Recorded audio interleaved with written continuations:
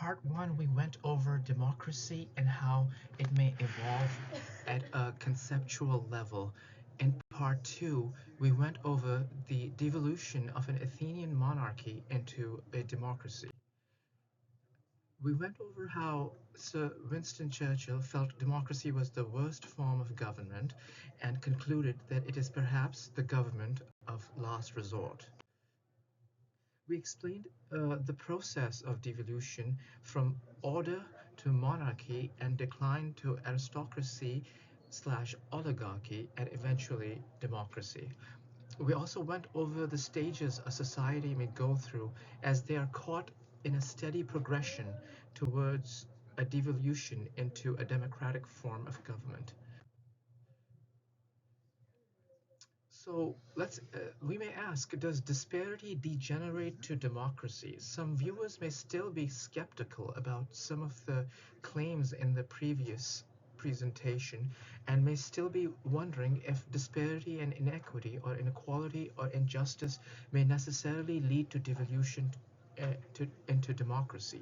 And if democracy is truly the government of near last resort, that would be great because now we may attempt to go deeper into historical use cases.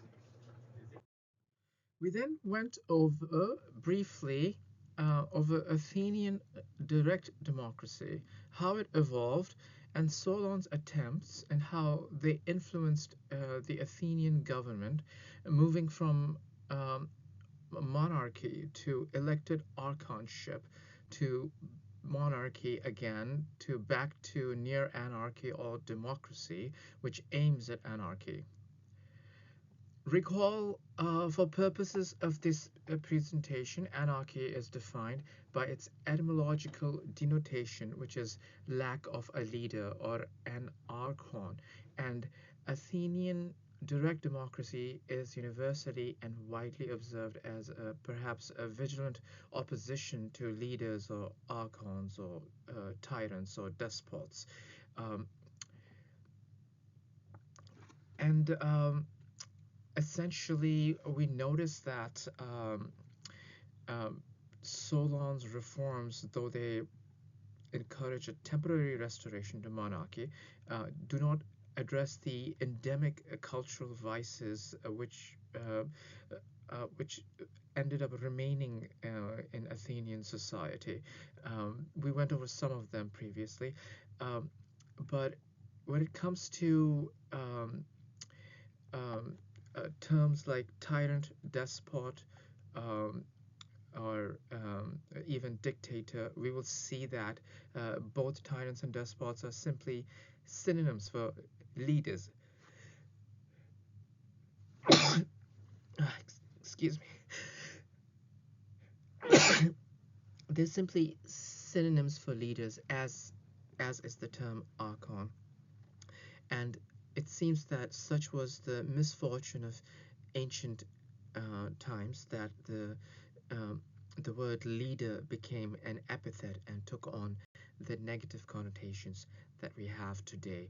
And we will go into it briefly in the slides on the development of a republic in Rome.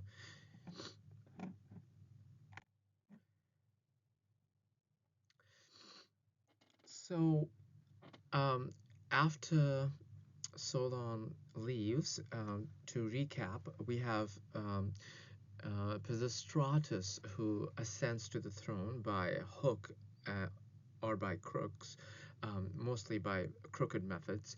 Um, and when Solon returns, he revolts and he he basically asks for the overthrow of the Pisistrati. Um,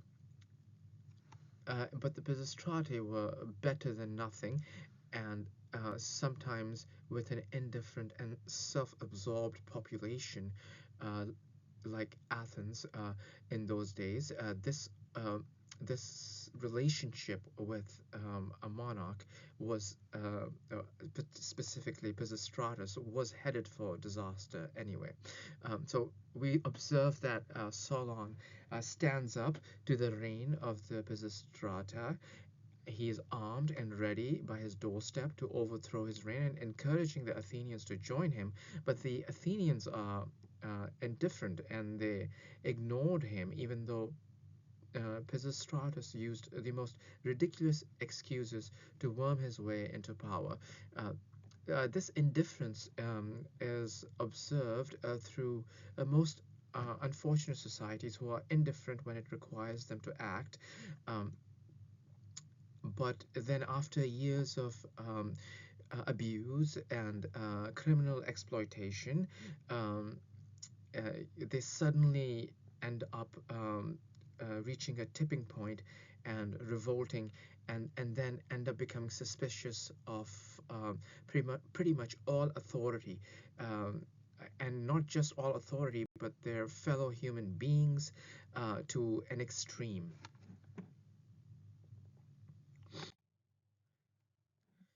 We see with Athens, where early monarchs who are good and heroic and even self sacrificing, and we see slowly that there is an increasing uh, focus on, uh, you know, on trade in Athens. But even before that, the Athenians are busy using Ethiopia as a penal colony, and at the same time, they're suffering abductions. Herodotus notes the abduction of one of the daughters of a high priest named Io. Um, the daughter's name was Io, and this was followed again by the abduction of Helen. And uh, this in those days the Greeks were rather uh, uh, action oriented and righteous, so they actually went to war over Helen, right? Um, and unfortunately, as their monarchy devolved into hereditary archonship, which is essentially a monarchy, um, they they were they ended up reducing their interactions to trade and ended up with a prolonged contact with Ethiopia, the ancient name of Africa, the continent of Africa. So we see that the early attempts were to protect the citizens of Greece from harm, even if it meant a war, as is evidenced by the Trojan Wars. But eventually, the attempts became less proactive and more palliative as citizens became increasingly overwhelmed. And we see that slowly there's an increasing focus on trade and avoiding acts of justice in favor of seeking safety by acquiring wealth. So, Greece in general and Athens in particular became a nation incapable of mounting a defense of Greece by the time Xerxes invades Greece. And it is only the monarchy in Sparta that has to show the way. The Spartans, who we will go over in this presentation, engaged in righteous conduct in a way Alexander the Great of Macedonia would do much later in Hellenic history. Um, but even during the Persian invasion, we see Athenian society in particular rocked by demagoguery and populism and bearing fruits of a democratic form of government. At this point, we observe that indifference towards doing the right thing is rather important. I would like to point out that indifference or even unrighteous acts seem to promote and encourage some folk as they demand a weaker government for their own peoples. Who would ask for a weaker government? Perhaps the aggrieved, like Brutus, who assassinated Caesar, um, uh, and even the elder Brutus, who ended up founding the Republic of Rome. Then there are the ambitious or misguided aristocracy, members of the aristocracy like John Locke, and even some criminal elements who may wish to exploit or abuse the people with greater impunity as a government becomes weaker and weaker. Then the people as the government becomes weaker and the leadership becomes weaker, um, they suffer silently, indecisively, and even helplessly, after which there is a tipping point, right? Um, which results in a violent uprising, and this is a pattern observed through history. And these people overthrow their government, which is followed by a great trauma, and basically for a prolonged period of time, uh, the people become suspicious of authority, and they justify this mistrust um, as vigilant guardianship of freedoms. This occurs as the wounds of years of oppression and a bloody revolt leaves people traumatized, making them unable to embrace authority, um, making them essentially ungovernable and even less likely to match with a good leader. This pattern may repeat. Um, as folk devolve further and further away from sound government and disparity and inequity spreads.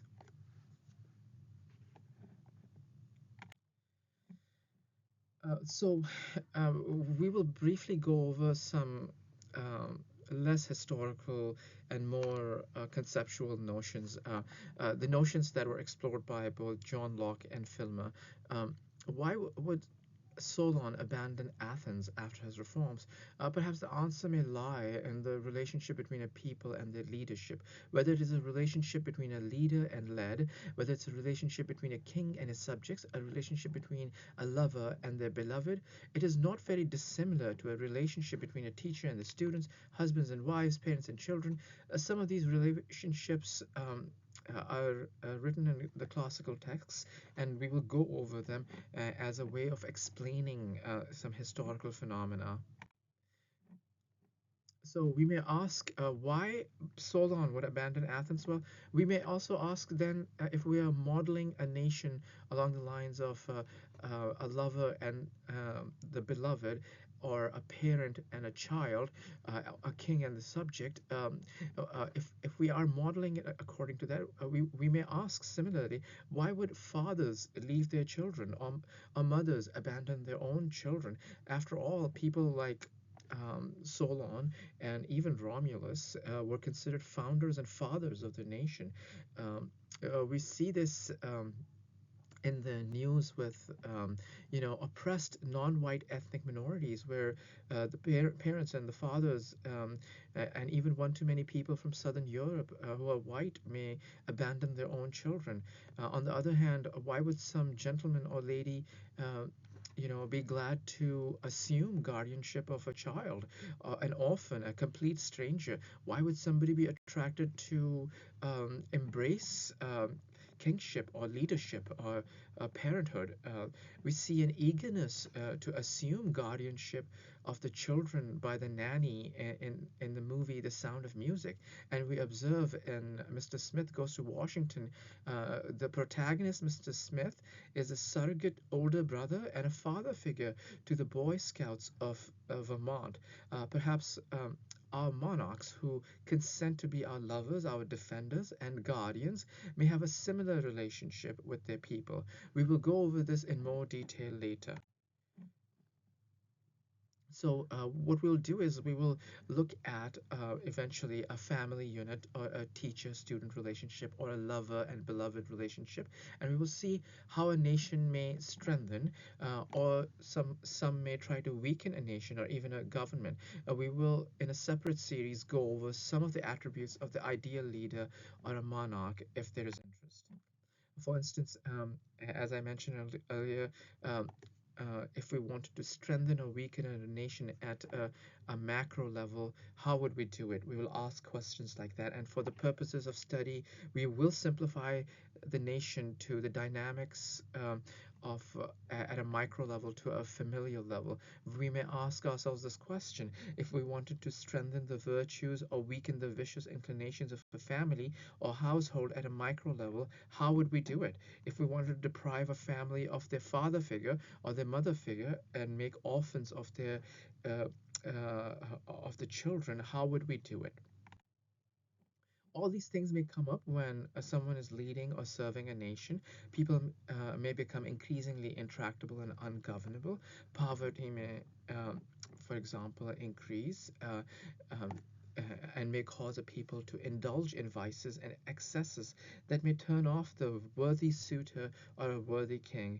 Uh, by looking at, however, the dynamics in the Holy Land, we will also find a lot of hope.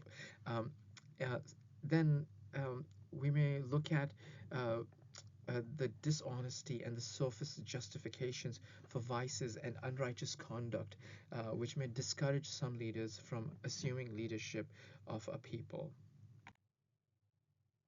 I mentioned previously that we will eventually get to governance in the Bible, but alas, that very interesting exposition may have to wait until we have briefly covered Rome and Sparta.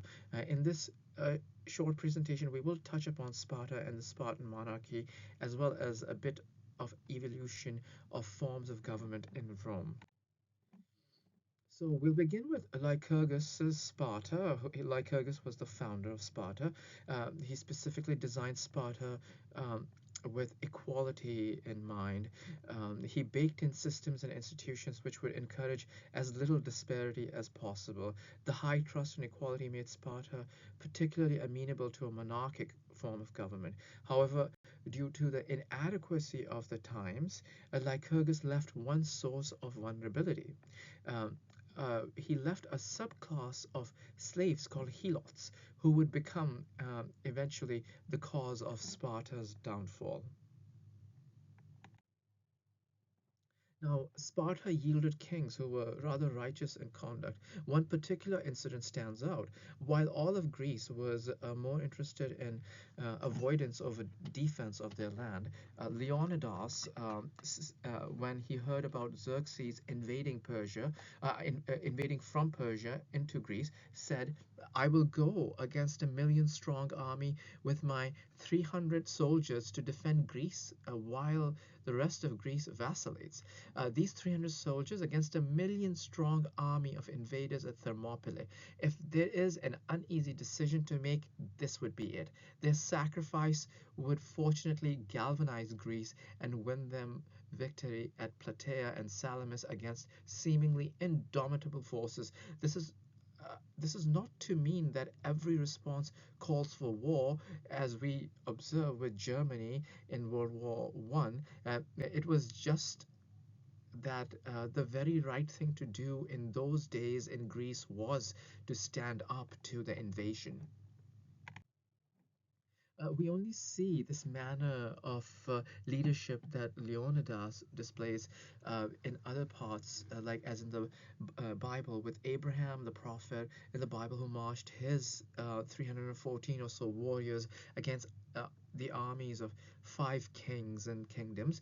He won the encounter, and after he won the encounter, he achieved his objectives of liberating his uncle Lot and lived to tell the tale. But we will go over um, Israel's fortunes and their relationship with their leaders in the upcoming segments, by God's grace, if there is interest.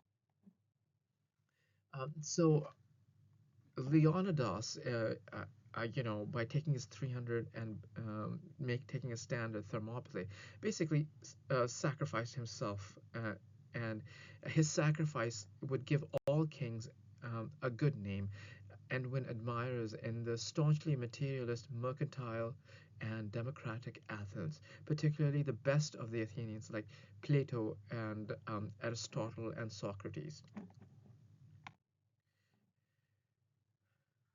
But before everything devolves in a very Greek tragedy, Athens goes to war with Sparta, rather inevitably considering their differing value systems. Um, this is the War of the Peloponnesus, and Athens felt that they would triumph if they would just stick to their strengths and continue with their empire and their superior naval force. And their strategy was essentially a bit of avoidance. Um, and their justification was, the Athenian justification was that if we can only avoid Sparta on land and continue to trade and live as normal, um,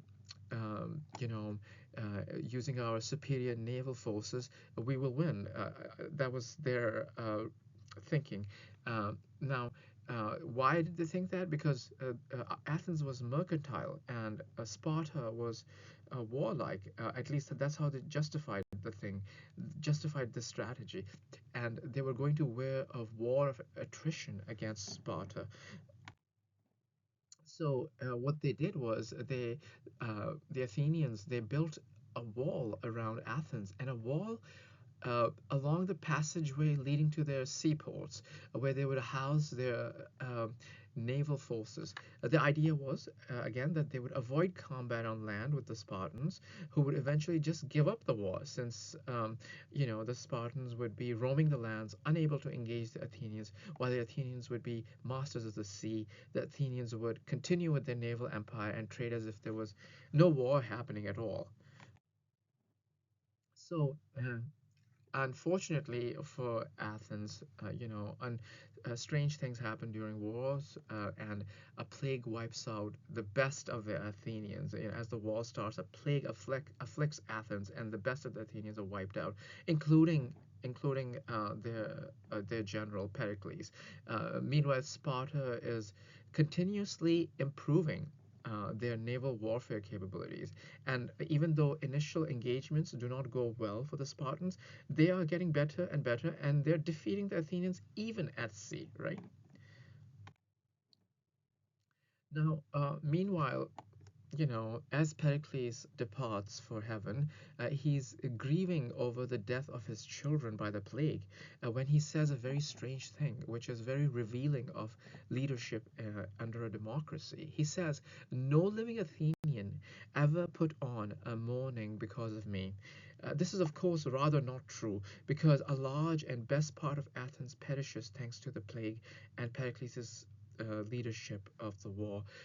It uh, basically This comment hints at the presence of populism and demagoguery being rampant in Athenian politics, and just taking over Athenian ideology, such that a comment like that was probably normal and felt true to Pericles. Perhaps both these maladies are rather pronounced in democracies or in nations where the leadership has to be elected and there is widespread skepticism of talent. And we'll go over how that skepticism of talent or leadership or monarchs develops. This is curious because it will be reminiscent of what Publicola did to Rome when the Roman monarchy collapsed and devolved into a republic under Brutus and Publicola. So, um, after the death of Pericles and the defeat of Athens at the hands of the Spartans, Socrates, whose uh, dialogues reflect the fearful speech by the few remaining righteous in Athens, is tried and executed. Um, simply because he admired the Spartan form of government. Now, Plato and Aristotle, uh, like their mentor Socrates, are now firmly monarchists, but they will speak about fear of being persecuted similarly. And Plato comes up with his own republic ruled by philosopher kings, which would be his way of striking a balance between what is and what could be. We see that as time passes, eventually the Spartan monarchy collapses because Lycurgus left a loophole and a vulnerability in their system. Um, Sparta was brought down by Thebes, Epaminondas, and Pelopidas, and the sacred band basically demolished Sparta. And one of the reasons Epaminondas and Pelopidas and the Thebans used was they were attacking Sparta to liberate the Helot slaves. Again, despite the many customs that encouraged equality, the vulnerability that comes with inequity of slavery brought down possibly one of the greatest empires. I'm grateful for your continued attention. This series was started because one too many management students were using voting to make decisions they ought to be making themselves as leaders of corporations and leaders of men and women. The uses and misuses of democracy instigated an investigation into the various forms of government, so management students may rely on righteous conduct as opposed to decisions by voting. The next part deals with further historical use cases outlining the descent of societies into democracies.